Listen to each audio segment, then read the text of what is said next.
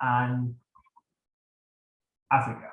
She has published on conservation, indigenous rights, to healthcare, and her latest book is Disidencia y Disciplina, which addresses the forms in which the economic status quo on Guatemala represents political dissent. Alejandra is also the director of Fundación Ixcanul, which collaborates with grassroots groups and movements on improving livelihoods and sustainability, and uses cinema and media technologies to support indigenous environmental and cultural rights. Welcome, Alejandra. Also, we have Alice Krozer. She's professor of sociological studies at Colegio de Mexico, where she researches on elites, racism, discriminations, elite self-perceptions, and views on inequality, poverty, and social mobility.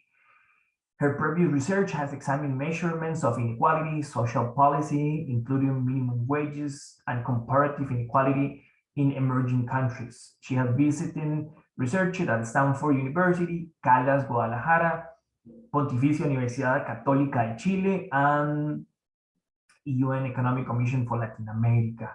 She also hosts a very interesting podcast called Inequality Series, in which she speaks to experts to explore the many dimensions of social inequality in a wide range of contexts. Also from Norway, we have Professor Benedicte Bull. She's professor of political science at the Center for Development and Environment, SUM, at the University of Oslo. She is also the director of the board of the Nordic Institute for Latin American Studies, NILAS. She has focused on the relationship between political and economic elites, and she has published widely on the role of business groups in development in Central America, Latin America, elites, and environmental governance in Nordic and Latin American models of inequality reduction, and more recently, the role of elites during the COVID-19 pandemic. She focuses right now on how Latin American elites respond to different global actors, including and increasingly the powerful China. Lastly, we have Professor Julian Cardenas. He is professor at the Department of Sociology and Social Anthropology at the University of Valencia. He is co-editor of Revista Española de Sociología and founder and coordinator of the Network for Latin American Elites Studies, REAL. His research focuses mostly on business elites and networking, and he has published widely, for example, on elites national and transnational networks, and on the impact of elites networks on social issues such as income inequality and redistributive social policies. This event is organized by Elites, Estado y Dominación, that is a working group of CLACSO, and the Studying Elites Working Group in cooperation with the National Center for Research Methods. This is part of a different series of Studying Elites Challenges, Opportunities, and Progressive Potential, which includes online and offline events to bring together interdisciplinary scholars, civil society actors, and art practitioners to share methodological approaches, build capacities, and promote methodological innovation in the study of elites. So again, welcome Julián, Alice, Alejandra, welcome Sara, and the rest of the people that are joining us today. So first of all, let me start with a more general question. Well, in the order we already prepared to arrange 3 main questions, and each of the panelists will have from 3 to 5 minutes to answer the questions. I might add some extra questions, and at the end we will have questions from the public. So if you wanna write down your questions, I will read it at the end of the panel. So let's start with this non-arranged question, but that I think is quite interesting to start with. So despite of the different types of crises, financial, political, ecological, and even viral kind of crisis, elites in Latin America and in the rest of the world are still richer and seemingly more powerful than ever. So why is this a kind of topic that we need to discuss? So Alice, do you want to start with this question? Sure, thank you, Francisco. Thank you all for joining us today. It's a pleasure to be with such beloved colleagues and seeing lots of appreciated guests in the audience. It's a very interesting question, Francisco, because of our time in general, but also as a question when, I mean, you could ask it any time, actually. I think it's probably a little bit naive to think that structures that have been constructed to last specifically would be washed away by a mere little crisis or crises, even if it's a couple of those, after only about 10,000 years of dominance. Of course, it's not the same people that dominate the situation constantly, but there are structures that are built for a specific small group to exert dominance over a vast majority. And I think this dimension of being built to last is something that is very particular and a necessary feature of elites in general, and specifically in the Latin American context. And I know we'll talk a little bit more about the particularities about the Latin American context later, but there is one thing I think that resonates with this question that you're asking now, is that elites in Latin America tend to combine several dimensions of privilege into the same person. So that is political or any kind of elites tend to have political connections that are very powerful, and they tend to be wealthy. And they usually also tend to have a high income. They also tend to be of an ethnic group that is in a privileged position. So there are several different dimensions that overlap in their privilege that is not necessarily the same for other regions in the world and for other times throughout history. We can observe that this has been the situation in Latin America for a long time. And it still is, as you say. I can speak for the case of Mexico more than for the other countries, but my colleagues probably can complement other cases. There are some cracks, we could say, in the dominance of certain elites, but that doesn't mean that there are not other second-comer elites right behind that will take their spot, right? So what can be observed in Mexico right now, for example, is with the change of government. It's not that new, it's already 3 years ago. There is a different sort of elite in place now that holds a certain discourse of not being elite, but of course, by virtue of being in this position, they are already elite positions, right? And then they have the chance to amass other privileges that they might not have had before entering into this position. So I think that's one of the reasons why, despite of crises that are very strong, but also quite short in historical terms, if we think about it, elites still have, in general terms, a lot of power. Okay, thank you, Alice. Who wanna go after Alice? Benedict? Sure, yeah. I just want to add a couple of points to that. And of course, this crisis has come at a time that has allowed it to really deepen inequalities and the income concentration at the top due to technological changes. So you see a few huge companies that are concentrating so much of the global income that we've never seen anything like that, actually. And I think that can generate a change among the elites. I think it will do, and I think it is in the process of doing that to some extent. That comes kind of on top of it, all these drivers towards stability. I mean, just the idea of being an elite, to me, it is a concept that reflects a certain stability. You don't get an elite just by winning $1 million. You get it through acquiring economic, political, social resources over time. And the other point I think that has been important during this pandemic is that we've kind of lost what we, in some cases, the little that we had of common social spaces. So just the meeting, the segregation between people has become much worse. In some cases, it was already pretty bad. And that has kind of allowed for the evolution of some elites out of view of the majority. So it's only when we sort of wake up from this this long night, we see that there's some people that have really acquired huge fortunes. I mean, the stock markets have been through 2 years of party in many cases. So there is some people that have acquired even more resources than they had, and we've had a loss of public spaces. Thank you, Benedicte. Alejandra. Yes, I think Alice hit a very important point, and it's just like when we talk about multidimensional poverty, we all should also talk about multidimensional privilege. And we cannot just look at elites from the economic or power or race perspective.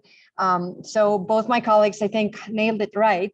And I also think that Max Gluckman, the South African anthropologist, continues to be right when he talked about rebellion versus revolution, and how many of the social movements that we have seen arise and take force in Latin America in the past few years really fit the model of a rebellion, which means there's some turmoil. We feel like we're moving forward towards democracy, but it's just form and not structure.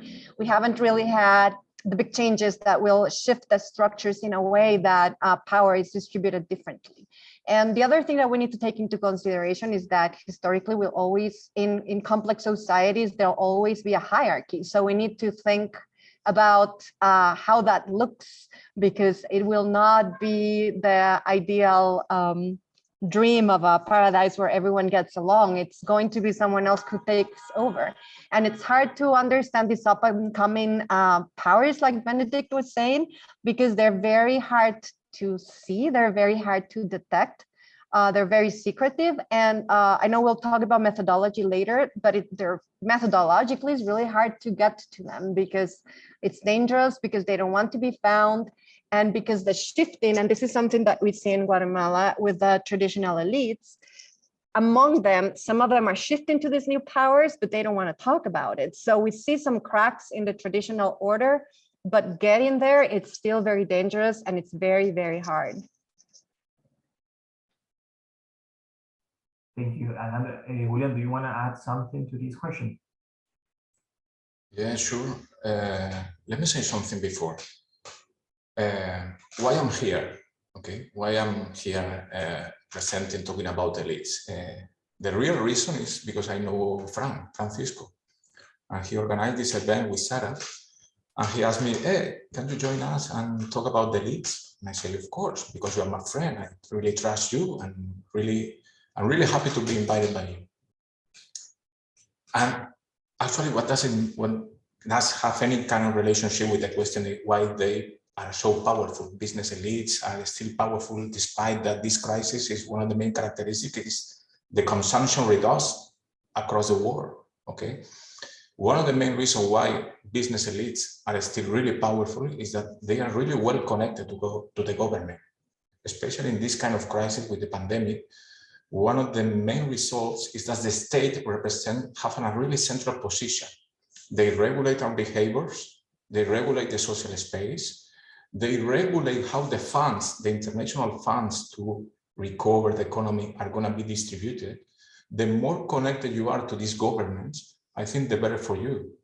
And I think that one of the main reasons, but actually not really the main reason, but another perspective in order to understand why are they still powerful, despite that they don't get all the funds due to the reduction of consumption, is because they are still really well connected to the cabinets, and that really helped them to still maintain their power, to still maintain the resources, and to still maintain the ownership of their companies. And one of the main examples is the airlines.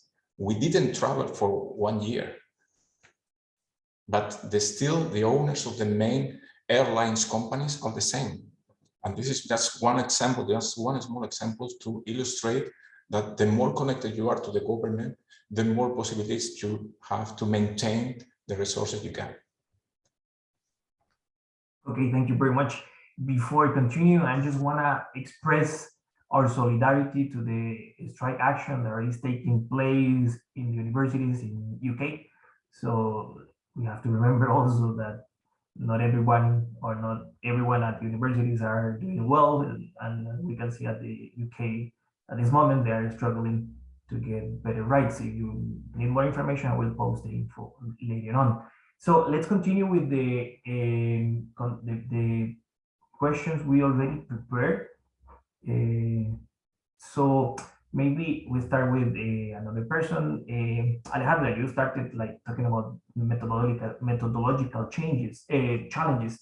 So as you mentioned, Guatemala is one of the probably most dangerous places on earth to study the elites. So can you tell us a little bit more about the challenges you have found in studying elites in Guatemala? Yes, it is dangerous in the sense that it's a small, I mean, it's a 14 million people country that's very heavily divided. So we always, like, we know who is doing what. And once you start researching elites, your name will never go away. So you create enemies very quickly. My position at the university has been challenged since I published many times. So I know that's maybe the price of it, but at the same time, one of the things that we need to acknowledge about the methodology, and I'm going to quote another ancient anthropologies. Like I love going back to the basics. Like I love reading Boas and Max Gluckman, but in this case, I'm going to recommend remembering Laura Nader, who in the late 60s talked about the responsibility of social scientists to study up. And there's this great paper called Up the Anthropologist, and it's basically a manifesto of how we have this responsibility to study elites, to study power, and we need to use our own privileges to do it. So in my own experience, the fact that I'm white, that I speak with the same Spanish that these elites speak, that I can pass as one of them, has definitely made a difference. And I've used that to my advantage and also to my detriment, because now people will look at me with evil eyes at restaurants and other places. But it is part of the methodologies that we hardly ever speak about. It's not only about designing a very good interview guide. It's not only about the protocols and confidentiality. It's also about how you continue positioning yourself in this role, and how you cannot separate your political views from the work that you're doing. And I think being very open and honest about why we study elites, it's very necessary. So on one hand, it's dangerous, and people will prefer if you don't publish anymore. But at the same time, I think we need to do it. And I think it's one of our responsibilities to acknowledge, and also to say that, acknowledge the fact that we are political, and that research is political, and that we can have the fights in the arena of the methodology. So if you want to attack my work, I usually tell people, tell me what I did wrong with my methodology, not what I'm talking about, because you can deconstruct my interview guide and my protocols, go ahead and do it. And if you have any qualms about it, then we can talk about it. But the outcomes of the research is just what people are saying. I'm just putting together the ideas. Thank you, Alejandra, quite interesting. Benedicte, you tweeted like a couple of days ago that in the past you were looked upon with suspicion when studying elites. So can you go a little bit further on this question and this tweet? Yeah, well, I've experienced that many times. I mean, first going precisely to Guatemala in the late 1990s, doing studies of the elites was looked upon with suspicion, basically from everyone, including my kind of my colleagues among PhD students, because everybody went to the mountains and studied indigenous groups or some poorer people, or I was looked upon. So what are you doing in cocktail parties in Guatemala City? It's like, this is sort of I wasn't considered doing the real thing, but I was interested in power. I'm a political scientist, and I was interested in where the power is in different political processes, and it's just not possible to read that, to study that, to read that out of the legal system or anything. So I had to mingle with the elites. But I was also, at later points, I was kind of accused of defending the elites by studying elites and presenting elites' views on things. I was accused of being their spokesperson. And of course, that is often a dilemma, because in order to really get to solid information, you need to have in-depth interview, you get to know people, and you don't want to misrepresent what they're saying, and they have some views that you in a way also convey further to a broader audience. So I think that's a major dilemma, but I've still felt it was important to do that, and by being basically truthful to what they have, to my methods and to what I've been told in interviews, that should make things a bit easier. But I think that, I mean, the major difficulty in studying elites is to get access. There's an enormous lack of transparency, especially in some Central American countries where I worked, and it's really difficult you got to work a lot to get access. I think I've had the privilege actually of being a foreigner, and that helps in many ways, because as Alejandra said, she's looked upon with sort of, they look at her at restaurants. I can just leave the countries in a few weeks and they're not able to that extent to sort of place me within the domestic political landscape or the social landscape. They don't associate me with a certain group because I'm a foreigner. So that is a privilege. But of course, it's also makes it more difficult for me, perhaps, in interpretation of some of the things that they say. Some responses might have other meanings that I don't catch as easily as Alejandra would. There's also many other challenges in studying elites, but I think those are the lack of transparency and the lack of access are the two major difficulties. Thank you, Benedicte. So we already covered the Central American perspective with Alejandra and Benedicte. And let's say a little bit more on Mexico. Alice, you have focused lots of your work on Mexico. Can you tell us a little bit on the challenges on studying elites in Mexico? Yeah, I think there's one particular challenge, and after reiterating very strongly, well, I mean, Alejandra and Benedicte named the most important points up front. I think not only in Guatemala, a country with 14 million people, you're branded as somebody that looks into these kind of people, but even in Mexico, a country with almost 30 million people, it's kind of the same, and that has something to do with the fact that elites are so well connected and so outspoken, and they have access to more access to media and to public discourse than other groups have, right? So once you're out in the open, basically it becomes difficult to hide that fact. And of course, these days with the internet being ubiquitously accessible, it's also more difficult to hide. I mean, not that we want to hide it, but it just makes it more difficult to get empirical information, right? And I think one of the particularities that links a little bit to what Alejandra was saying about the personal investment or the dangers to an individual that is researching these things is probably also similar in Central America, but it's something that we've encountered here currently in a research project that we do about elites, wealth elites in Mexico, that has to do with the threat of violence and the entanglement of elites in general with politics, but specifically, let's say, criminal elites with money and politics, and how to deal with this question of including the narco, for example, methodologically, empirically, and analytically is quite difficult, I find, because it's excluding the whole package is not being real about who is or who are included in the wealthy elite, because obviously some of those people are included in the very top wealthy people of the country.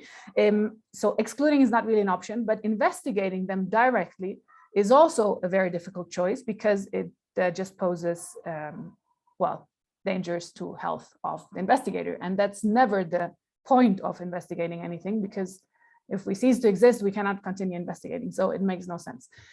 So analytically, the challenge then is, how do you account for these people? Is it a business elite like any other elite? Because of course they're doing business like other business people, it's just in a legally different term. Or is that a completely different beast of elites that has nothing to do with business elites, right? So these kind of questions, they're open questions for me. If you have more ideas about how to deal with them, that would be great. I know, of course, Alejandra has had difficulties in her position. I know, Francisco, you had as well, and other people that research elites in Central America and Mexico, even in other countries in the world, have had challenges to their positions. And that has something to do with the location of power, right? It's in the nature of these elites to be challenging your position. And I've had the interesting experience of presenting this research in places of elite education, where I think the challenge to the results was largest. So at the elite institutions that I was at the time, the challenge to what the answers of these elites were in development studies, in sociology, were really, really strong in anthropology even. And I think that has something to do with the fact that these are also elites, but the argument's a little bit too close to home. So to mix the intellectual elites and the educational elites and these conventions of studying down instead of studying up, make it difficult for the researcher that is in the, presenting these results in these very same settings and not be challenged. So I think it's a practical challenge in terms of the constellation of the academic system as well. Thank you, Alice. And in your case, Julian, most of your work is based on data. So can you tell us a little bit more on the challenges you have on studying it? Yeah, I have to confess that I never interview any super rich, super businessman. Unlike Benedicte, Francisco, Alejandra, and Alice, I never talk to them, okay? I conduct most of my research from my desk, okay? And what's the disadvantage of that aspect is that I depend on data. I depend on the access of data. And in Latin America has so many wonderful things, but transparency is not one of the main ones. During the first part of my career, I conducted research on business elites in Japan, Europe, North America, and I can do it not easily, but I could collect the data in a short period of time. However, when I went to Latin America and I wanted to conduct research about how they are connected, the relationship between business elites and political elites, I found that it's almost impossible to get to the data directly. I need to find really difficult ways. I need to search for thousands of different websites in order to collect just one connection between one politician and one businessman. So I think that one of the main challenges of conducting research on Latin America, and I see in the participants lead a lot of colleagues that I know them, is the access to data. The access to data, and especially right now in the era of big data, where all the information is stored on websites, I think that there are more and more need to enforce regulative institutions to ask them to provide this information, because this information is absolutely necessary, not only for us, I mean, to organize these events or to talk or to publish a paper. I think it's completely necessary also for them.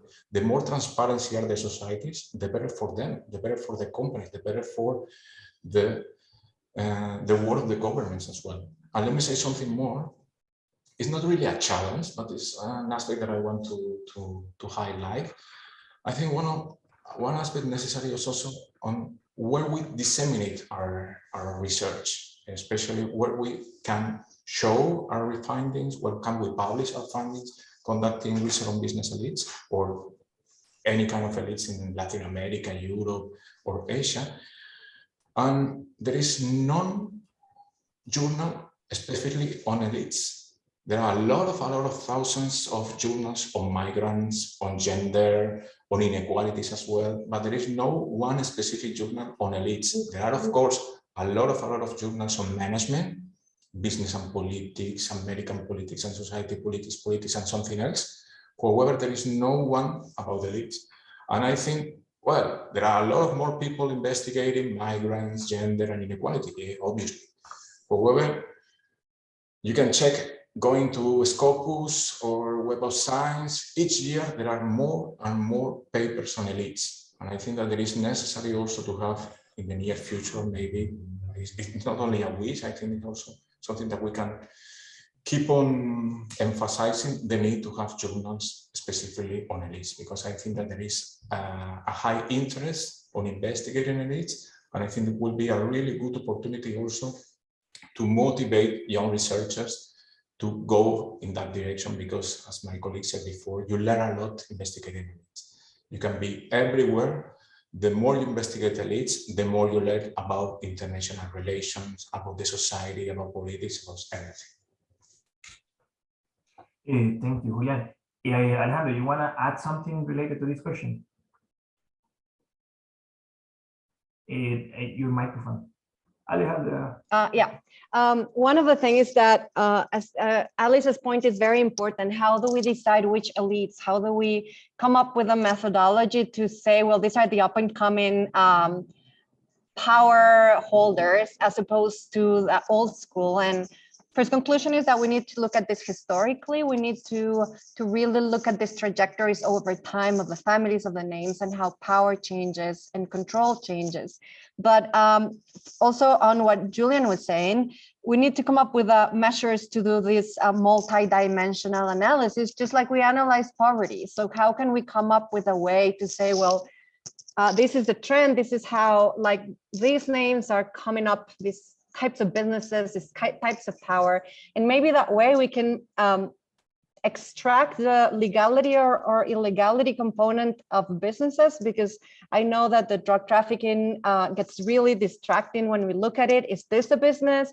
What happens when it becomes legalized? Well, do they become formal businesses that pay taxes and so on? And I think if we find ways to not talk about the legality of it, because we can also talk about legitimacy of some of these fortunes. A lot of fortunes in Central America may be legal, but definitely not legitimate, or they have washed their first illegalities over history and kind of like painted the official history in a way that it's hard to trace back the origins of their fortunes and their powers. So I think one of our tasks as researchers of power and elites is to come up with some consensus on how we're going to make our studies comparable, how we can offer tools for new researchers to look at it, because it is true that more people are interested in that. And I think because also the roles we play as citizen scientists change over time, but they'll never go away.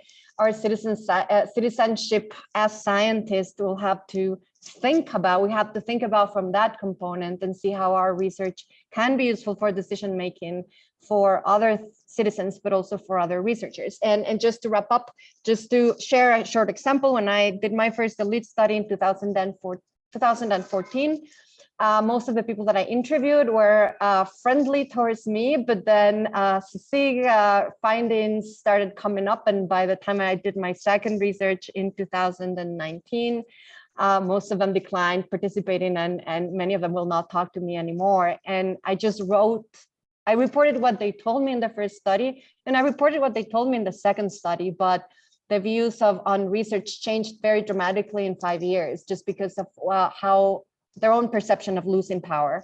And I think that's also very relevant to think about. Okay, thank you, Alejandra. So in this panel, we are joined by scholars from political science, anthropology, sociology, and economics. And one of the goals of these panels and working group is to share our experiences to a broader public.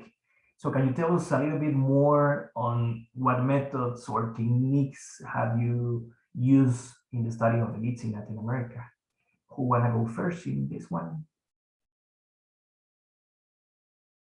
Benedicte? Okay, I can go first, so that everybody else don't take my points.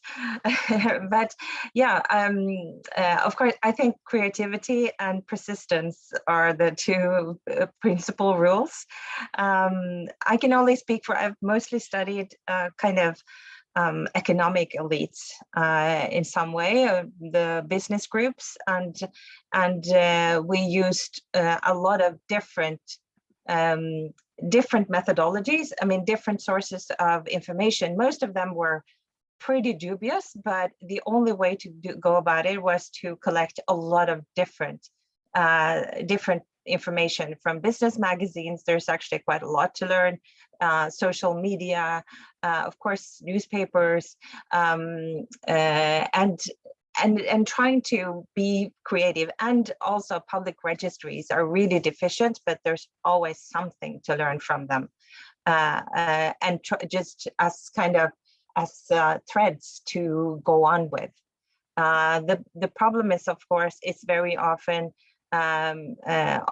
to confirm some kind of information. But I think what is called often methodological triangulation is the only way to go about it, is to get many different sources of information and try to compare them, and then arrive at some idea. What we tried to establish was who are the most powerful business groups. And when you don't have this would be so easy in many other countries, but when you don't have that kind of information, it's really hard. And then we corroborated the information with interviews. One observation I've made, that I've done this from time to time since the late 1990s, is that it was difficult to get interviews in the 1990s as well. But when we first got interviews, they told us interesting things. Now there's a lot of the elites that have been through media training, and they know how to avoid saying anything particularly useful. So even if you get access, you don't necessarily get a lot of information about kind of how they're operating, who's what the resources that they command. I've kind of my attempt at arriving at some of what Alejandra was calling for, a kind of multidimensional elite concept, is to think of elites as someone that commands different resources, money, political influence, and also violent resources. And in that way, it's possible to think of legal and illegal business groups as being kind of the same phenomenon, just that they operate, they command different resources. The illegal business groups rely more on violence because they cannot rely on the legal resources. But that was a bit of a, but of course that's even to really study that is so difficult. And there's been attempts. We had a elite study in Central America quite a few years ago now, with different authors, and there were authors that did really interesting research on the illegal elites in Honduras, and it was just not possible to publish it. It had to be hidden because it's too dangerous. So there is a limitation to what researchers can do in that sense. Thank you, Benedicte. We keep with this phrase on studying elites. It's quite dangerous in Latin America. Julián, do you want to add to this question? Yeah, sure. Especially talking about methods and techniques, the main research technique that I use to analyze elites, not only in Latin America, also in other regions, is network analysis. Network analysis is a methodological and also a theoretical approach that emphasizes that the most important are the connections. Okay, you have a sex, a gender, level of income level, educational level, a background, but also network analysis say, okay, what about the networks? What about the connections you have? And during several years, I was very interested in one specific question, that is how elites are organized. And there is also a general trend in all the elites studies coming from the really beginners theorists that says, okay, business elites or elites are really well organized. Okay, say, wait a sec. Is it that way or not? Still, is the same way in Guatemala, Panama, Costa Rica, or they are different ways to organize the business elites? And let me share my screen, and I will show you some slides if I can, let me see. Yeah, let me show you. As you can see here, these are different networks. Each red dot is a corporation. These are the largest corporations in each country, in France, Germany, Italy, and Spain. And the relationship among the corporations is because they share directors. I mean, if a director, for example, belongs to two companies at the same time, these two companies are connected. And this is one way, it's not the best one maybe, but it's one way to analyze how they are organized. I think that for several years, we assume that all business elites are organized in a similar way, or all of them were really well connected among each other. However, for example, analyzing these are research that I conducted during my PhD when I concentrated more in Europe, North America, and Japan. There are different patterns. For example, let me show you. These are the way that they organize in UK, Japan, Switzerland, totally different than in European countries, for example. Or if I keep on analyzing and if I keep on showing you different kind of countries, we can see that there are different structures, different ways they connect each other. And when I concentrate on Latin America, specifically Mexico, Chile, Peru, Brazil, and Colombia, I identify, first of all, that depending on the countries, they are different organized. And the most important is Mexico. The way that business elites organize in Mexico, the way they relate each other, is one of the countries in the world, comparing with Italy, US, Spain, including Germany and several countries, where they are more cohesive. Okay, and it's totally different the way that you organize in Brazil or in Colombia. In Brazil and Colombia, they are richer than in Spain or richer than in Peru. However, they use different kind of structures to get this power, to maintain their conditions. And this is something that I wanted to show you because also it's kind of necessary, or is one way to analyze transnational relations. I also was very interested in several years ago, has Latin America have a transnational business elite? There is a group of business elites in Latin America that rule the region. Based on my research, there isn't. There is no any big transnational corporation, big transnational group of corporations that rule the whole continent.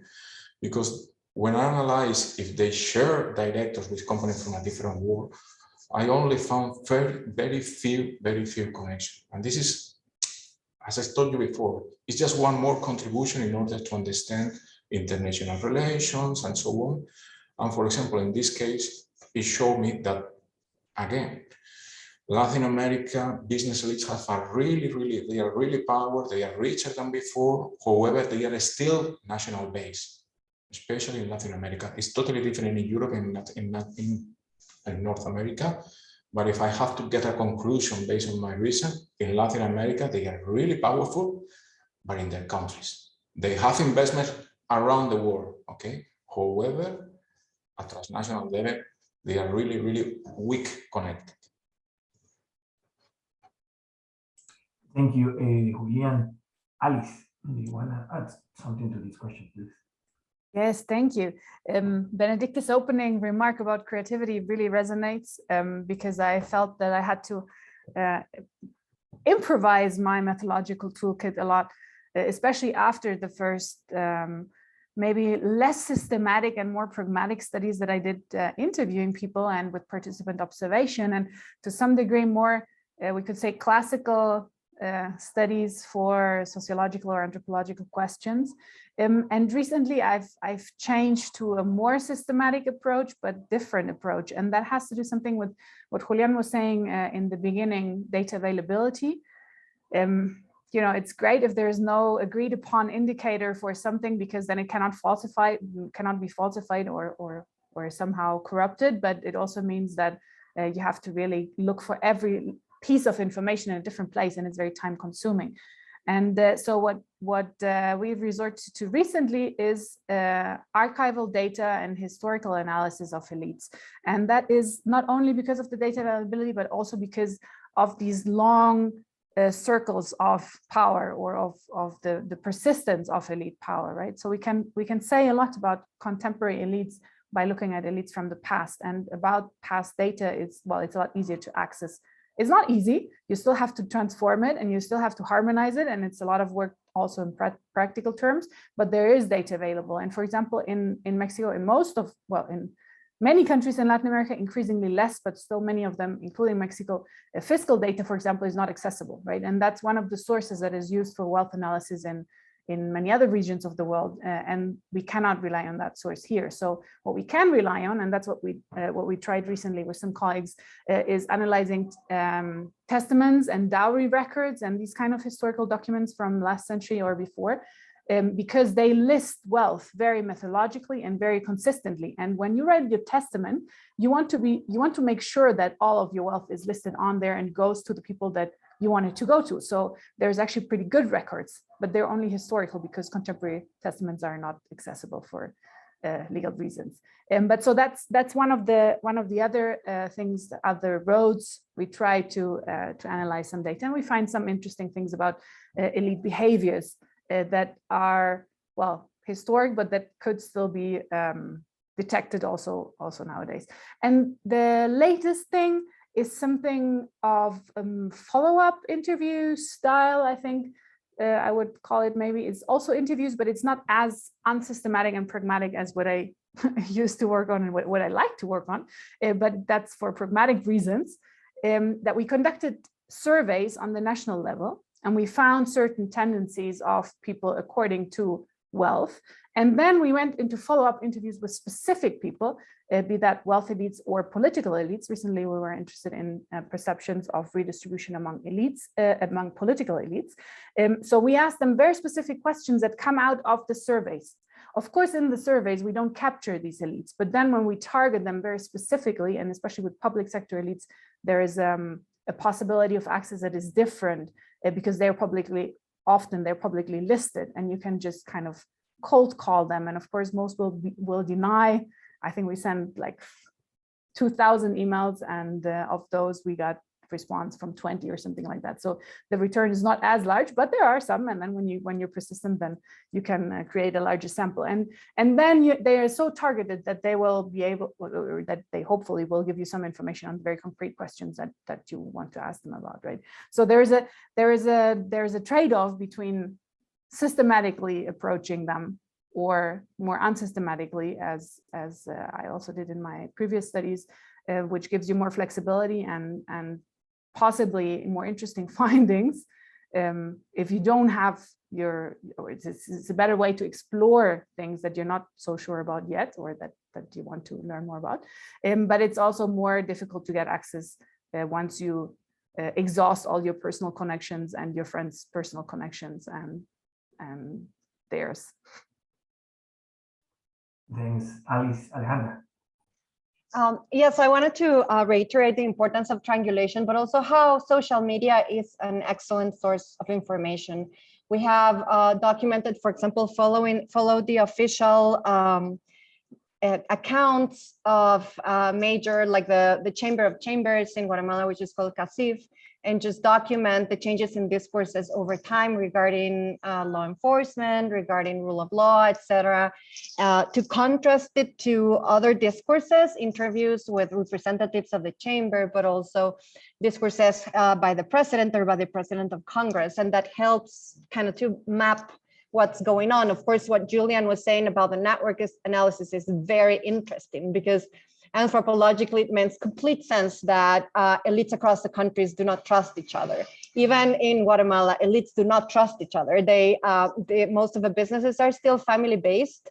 It's very hard for them to go public, as in the stock market. They prefer to keep things indoors, and they still control many things by marriage. So I can see sense in elites not wanting to make alliances across borders, because culturally it's incomprehensible and of course subject of suspect. But Esteban was asking in the chat about a historical approach, and I think first of all it can seem overwhelming, but at least in the case of Central America, we need to look at least into the the birth of the liberal governments, the ones that instituted the first anti-vagrancy laws, the ones that expropriated land from indigenous communities in the second half of the 19th century, to see how power has become more consolidated and how our anti-vagrancy laws that were pretty much vagrant slave laws that for everything except the name, that allow you to enslave people to work for you for free, are completely out of the narratives and the legends of these families and how they became wealthy. But if you look back and do historical tracking of opinion pieces in newspapers that match the laws and look at what people were discussing at the time, and at least for countries like Guatemala, Mexico, and others with large indigenous populations, to read the racism in the laws, to read the racism in the opinion pieces, to read the logic behind public policy, you can kind of track the way elites were thinking back then and how this discourse persists up until today. So at least in my experience, it's very hard to talk about elites without looking at them historically. But of course, we cannot do, Eric Wolf is another one of my favorites. And if you read Europe and the People Without History, which is this attempt to look at the global forces around the economy, and it's an old book, but again, super useful. You don't need to do all the research yourself, but you need to refer to it so that you can embed what you're looking at into what other people have done historically. Look at the region, at the country, at the territory, to be able to discuss certain industries or certain strategies to hold on to power. Yeah, thank you. Benedicte, do you want to add something to this question, or? Yeah, I just wanted to mention another kind of source of information that I've tried to use to some extent. And of course, when we're discussing the challenges of studying elites overlaps to some extent with the challenges of studying inequality in Latin America. As Alice mentioned, you don't have tax data available in most countries. There are economies that are now trying to reconstruct kind of something similar for several countries, but still there's a lack. But there are more and more private companies that are collecting data on the super rich.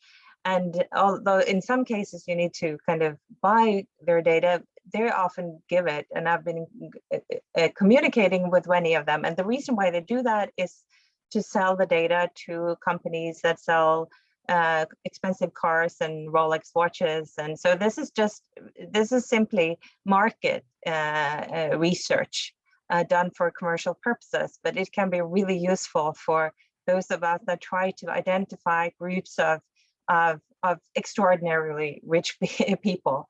Unfortunately, for those of us that focus on Central America, they often just skip over them because there's not big enough market for Rolexes, but some of them do collect data. And so I think actually collaborating with the elites that seek to sell to elites is it's also a very useful strategy. Thanks.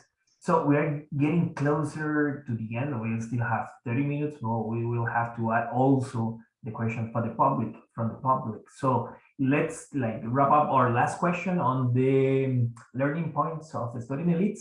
And these other questions we already have from different people. Let me start with Jose Luis Fournier. He says something, hi, I would like to know what are the main differences between rural elites and main cities elites in Latin America. Has this been studied deeply? Alejandra already answered Estebanaria's question. I had another one from Karen Fisher. Shouldn't we do more relational elite research? Doesn't focusing exclusively on the top run the risk of overestimating the power of elites or painting a very static picture of societies? Have someone studied local elites or its relations to national elites? Does it require other approach as to studying elites at national level elites? Okay, So let's start with these questions. Most of the idea of this kind of panels is to share and maybe to find common ground with the colleagues and scholars in Europe. So let's try to think about the questions in this kind of broader perspective. And maybe who wanna go first? And maybe I have to go to pee because I drank lots of water. So who wanna go first? And then I go to pee. Hey, Alice, would you mind? Sure, to resolve you from your anxiety. One of the particularities, I think, of the studying elites in Latin America is the way that they look, and the way they look specifically in relation to the rest of the population. And that is something that is not necessarily the same for other regions of the world, and is definitely not necessarily the same in Europe. So I think that's a particularity that should be taken into account when studying elites, and in other places of the world as well, but specifically in Latin America, that elites tend to be white, and the majority of the population does not necessarily, is in most of the countries, is not white. And that means that they're very easily identifiable. And it also means that it gives them some kind of an almost natural border to entry for other groups. And what is interesting is to study these border regions of how you can whiten yourself to become part of the elite, or how the other way around, people who might be very wealthy or who might be considered elites in other places would not be considered part of the elites because of their appearance. And that is something that is, to some degree, it's banal and it's kind of obvious because it's at first sight, but it's an incredibly important point because it means that you can identify people by purely looking at them in terms of how important they are, let's say, in elite dimensions. And that is not the same in many other countries of the world, and specifically in Europe, it's not necessarily the same. And it's also not the same as in the US, where maybe the elite is mostly white as well, but also you, at least so far, have a white majority population, which is not the case in Latin America, right? And I think in this regard, it's incredibly important, the question that was asked about overstating the power of elites when studying them. And of course, we should never just exclusively focus on looking at elites, and we have to keep in mind the context within which they exist and the means they use to maintain their position. And also, I think very importantly, the possibilities, for example, of whitening personally or intergenerationally, that is the change of elites. But I think the focus on studying elites is still incredibly important to challenge power, because only when we know that they're powerful might we be concerned about them being powerful. And I think what is important for us as researchers in these positions, or people that look at these power questions, is always connecting them to possible ways out, right? Or to potential challenges to these powers, so that we don't become obsessed with looking at how powerful they are, and we don't become desperate that there's nothing that can be done to change the situation, because that's also not true, right? There are things that can be done. And what we do, for example, a lot in our studies here is to say, okay, wealthy people, they amass a lot of wealth, and they or a lot of goods, of material goods, and they're not taxed for it, and they avoid taxes, etc. But so then the solution, or one of the access points, would be a fiscal reform, and then we want to promote a fiscal reform, right? To put, so that's just one example, but to put these kind of things, the solutions and the problem together, or closer to each other, right? I think that's an important part. And we were already talking about the multidimensionality of privilege of elites in Latin America, and I think that's one of the things that has to be looked at a lot more and has to be challenged as well, so that they don't become so monolithic and persistent. And that connects to, lastly, to the point that Julian was making about the connectivity of elites. They are quite well connected, but that also means that they can be accessed at some point. These networks can be accessed at some point, and then something about the whole network can be learned from this one access point.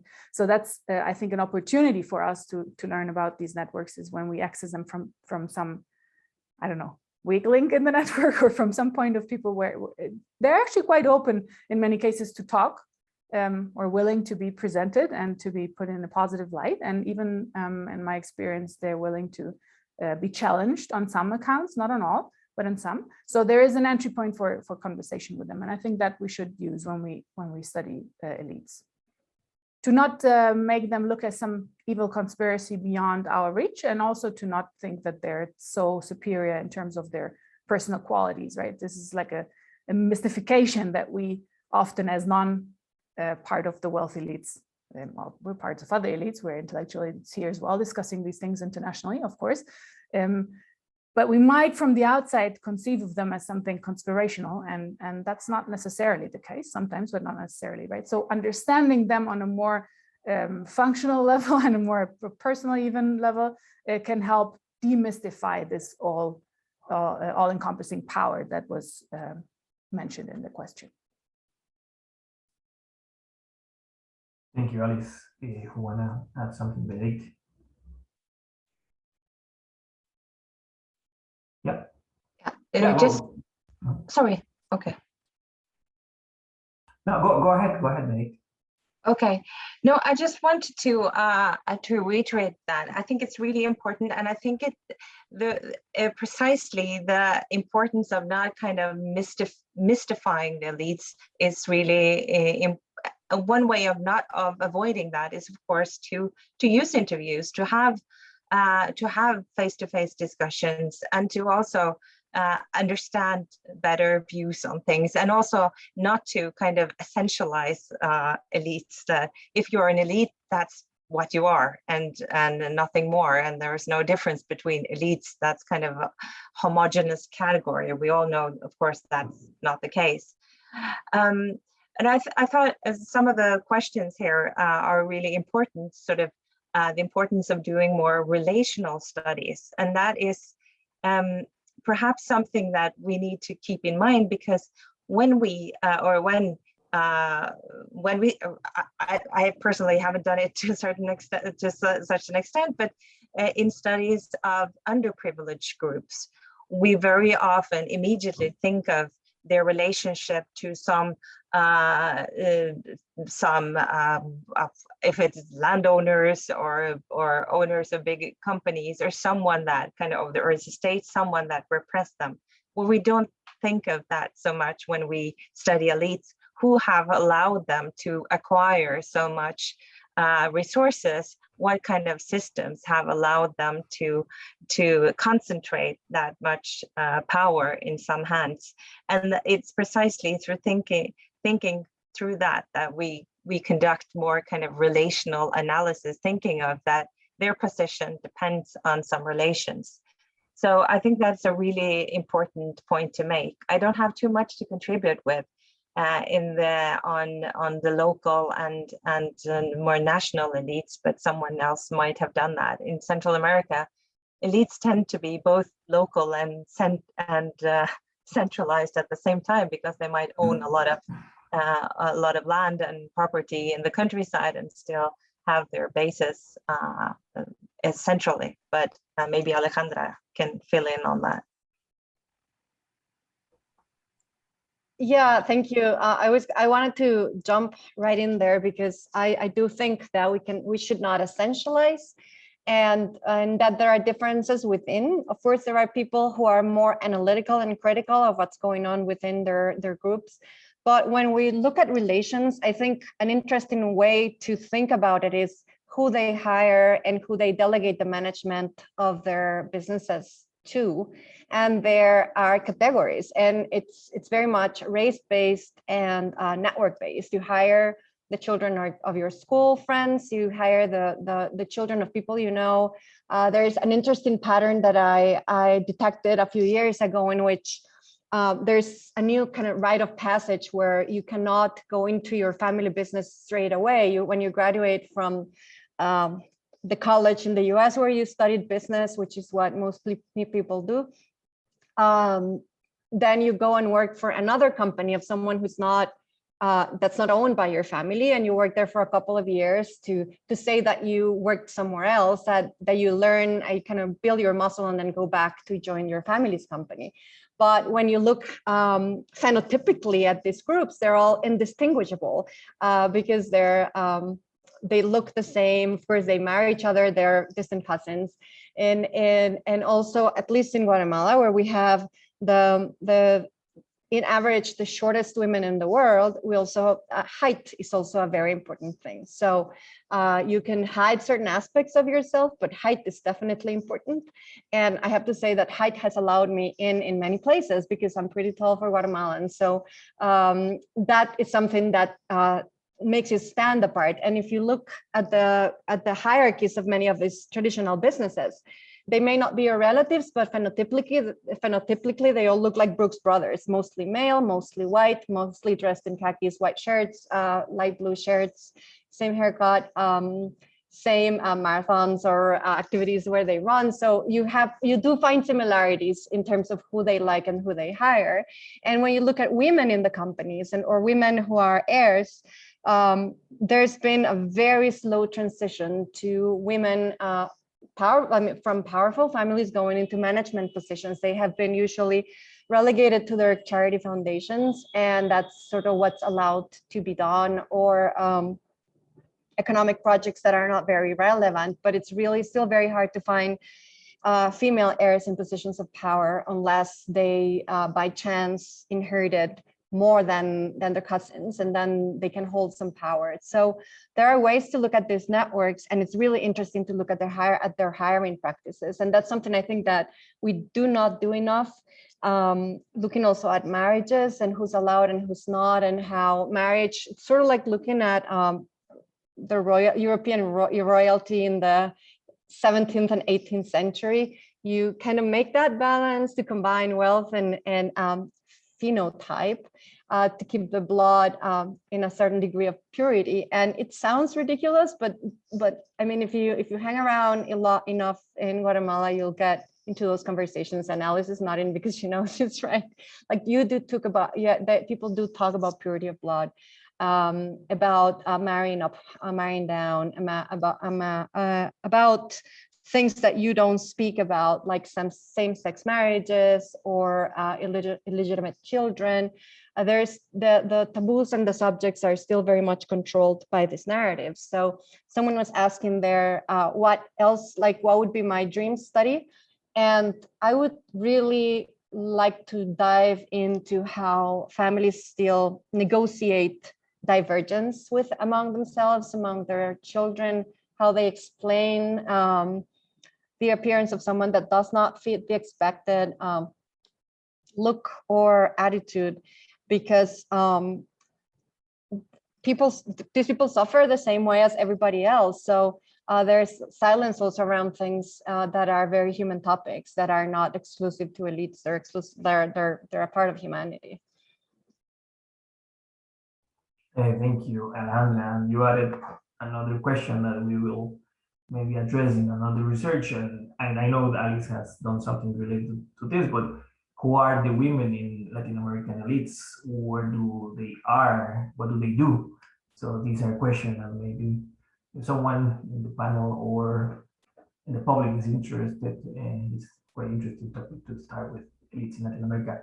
Julian, do you want to add something to the last question? Yeah, actually, I saw some comments here in the chat asking about violence. I think one more about organized crime, drugs, and so on. And obviously, let me show you one slide. It's not my research, but I usually present this investigation to my students because it's really, give me a sec, can I show you?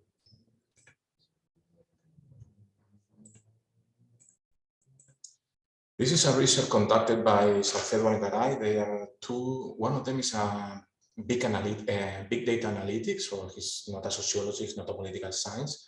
The other one is a philosophist, so completely different approach. They investigate how they identify, first of all the actors that belong to the Familia Michoacana drug cartel, how they do that, they collect all the court reports, I mean the judicial reports that have any kind of connection with the Familia Michoacana, and identify all the actors, okay? And they also connect the actors if they participate together in something, okay? Not necessarily a crime, but they participate together in something. I wanted to show you this picture because one of the main findings is that several of these actors, okay, not the majority, but several of them also, several of these key actors in the network are what they call part-time criminals. Part-time criminals are people that have a legal profession, but work for the cartel, like a lawyer, like a mayor, like a professor as well, like data analytics as well.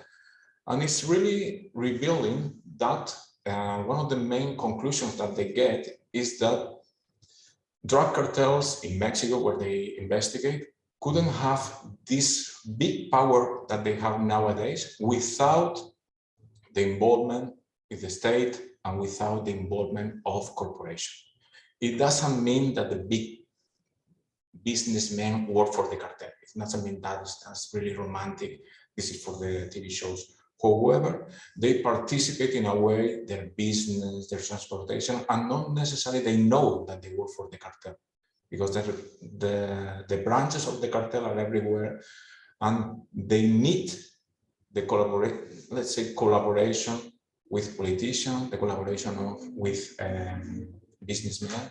And this, I think, is really revealing because I don't know who, but what would you really like to investigate if you wouldn't investigate the elites? I would really like to investigate the drug cartels because it's really interesting for me how they organize. The way they organize is completely different nowadays than 10 years ago because they constantly change the way they organize. They constantly change the networks in order to hide, in order to avoid being captured. And I think that's really interesting also to learn, okay, not only relational aspects, also relate how the way that they organize change constantly. I think that the way we in the universities organize is the same than 20 years ago, okay? Sometimes really hierarchical, sometimes based on complicated stuff to recruitment. However, I think you can learn a lot investigating how people are connected to each other and how people organize in order to develop their business. Thank you very much, Julian. Just before finishing, I will let you know that in a month, in March 16, we will have another panel on research you today, we see you tomorrow, ethical and legal challenges in elite studies. And everybody is welcome to join us. Just before finishing, and rather than me wrapping up the conference, maybe you guys and girls will have 1 minute to do some conclusion remarks on what we have learned on the elite studies in Latin America. So who wanna go first? Benedicte. Okay, Benedicte left. No, okay, there you go. Do you wanna go with this 1 minute key points on the elite studies? Who starts? Hey, you. Ooh, sign up. Okay. I would first like to respond to the question what I would like to study. I think it's important to study elite change. Guatemala is an extreme country of elite stability, but there are certain processes of elite change in Latin America at the moment. I think Venezuela is super fascinating. I would start with a country club in Caracas and look at the addresses, who has shifted, who's the new elite. It's impossible, but I would love to do that. I think El Salvador is also about to become a really, really interesting case. What have we learned from elite studies? So many things. I think still partly contradicting myself, what we have learned is the resilience of certain elites faced with shifting global conditions, economic changes, political changes, the extreme resilience in many places of the elites and how they have been able to manage their networks in order to not lose their privilege. Yeah, that was probably more than a minute. Thank you very much. Alice. I think one of the components of this resilience is how is wealth or any kind of privilege really transmitted intergenerationally. And that is probably also what I would most like to study today. And I'm kind of getting closer to it by studying it in the past because I don't have the data for today, but I would love to study the testaments of people nowadays and the prenup agreements and the importance of marriage and the role of gender is very revealing in these documents. So that would be fantastic. And once I get access to them at some point, eventually, maybe in 100 years, then I will study what's going on today. I think as a kind of taking away point from this panel and in general from what we're seeing recently is that elite studies is a very vibrant field right now. And I think it's a very interesting field right now to get into for the reasons that Julian was already saying, how it overlaps with all kinds of other knowledges and what Benedicte was saying, that it's such a creative area methodologically and in terms of how to access information. And it's also such a challenging area, how Alejandra was saying, on a personal level, right? So taking these kind of main points, the personal challenge and also intellectual challenge of understanding larger systems and the innovativeness of the research area. I think that's something that means that there's still a lot to look at further and to encourage our students and other people to look into these questions as well. Thank you, Alice. Alejandra. Well, first of all, I think it's really good that we have these conversations. I think it's very global that we're meeting across countries, and I think that's what's going to happen in the future. We definitely need to put together everything that has been researched and make it public so that we can read each other more often, we can listen to each other more often, have more exchanges and help students that are interested in going in that field to build it up. But one final thought is that studying elites has made me a lot more conscious about the ethics, the protocol, the confidentiality. And I think that responsibility is something that we should never take lightly in any field that we study. But studying elites makes us super aware of the risks of betraying confidence and trust, etc. So take that to whatever other field you're studying so that we are always respectful, always ethical, and always conscious of the risks of the work that we're doing. Thank you very much, and Julián. Just one takeaway. I participated in several of these Zoom events. And for example, in this one, there was a moment that was almost 70 people connected, listening to us. And I think that maybe, and I'm talking to the participants, maybe you are alone in Madrid, in Venezuela, or in Chile, and no one else in your department or in your group work studying elites. But you are not alone. There are a lot of people interested in elites right now. And this is a clear example that 70 people connect Wednesday evening, okay, to listening about how people investigate elites, okay? And this is, I think, a clear sign that there are more and more people investigating.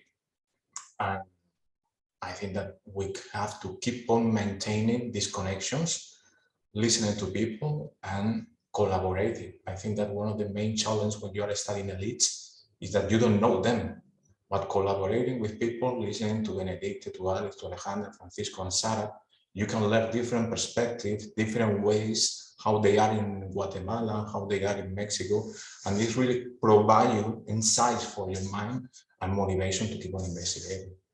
And just finally, I want to thank Francisco and Sarah for the organization of the meeting, and also for all the participants. Okay, thank you, Julian, and thank you all of you guys who were joining us today for this panel, and thank you, Sarah Kunz from Bristol University and Katie Higgins from Oxford University, and the Studying Elites group who were in charge of the organizing this event. We're gonna maybe post it in a YouTube video, and we will share the information with you. And for now on, thank you very much and have a good evening. In this part of the world, we're gonna have lunch, and bye-bye. Thank you. Thank you so much, Francisco. Thank you, everyone, for coming and joining. Thank you for everyone, and excelente convocatoria como siempre. Bye. Chao, chao. Y gracias por las buenas preguntas. Y gracias, Fran. Chao, pura vida. Thank you, bye. Thanks, everyone.